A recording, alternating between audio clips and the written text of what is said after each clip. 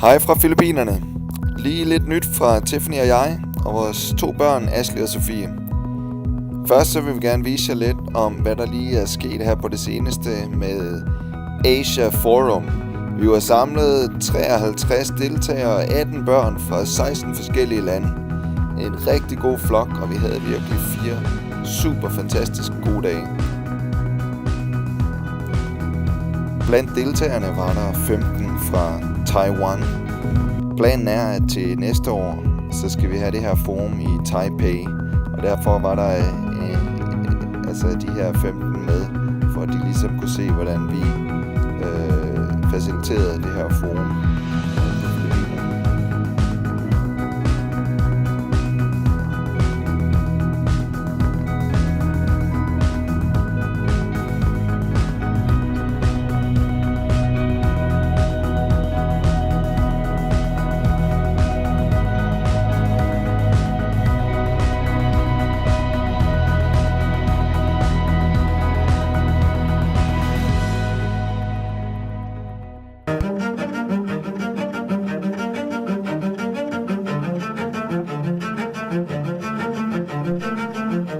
Nu er vi så på farten igen. Nu er vi simpelthen på Family Outreach. Ja, for 2 uger siden tog vi afsted til både Tacloban og Puerto Princesa som familie.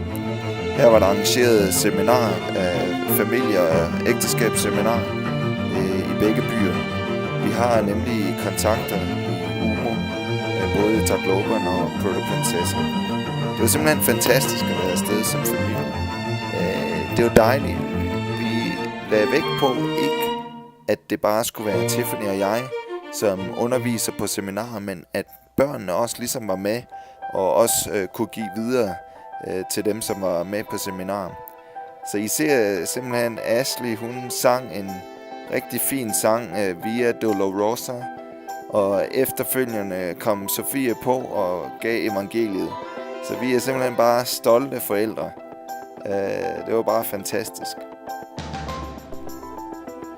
Det var interessant at komme tilbage til Tacloban.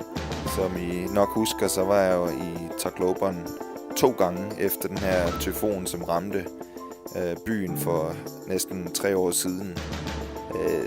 Det er utroligt at se, hvordan byen ligesom er blevet helt forvandlet. Da sidst jeg var der, var det jo nærmest en krigszone. Det var også spændende for børnene ligesom at se, hvor jeg har gået. Jeg kan fortælle historier om, hvad jeg så før, hvordan nu det ligesom er helt anderledes.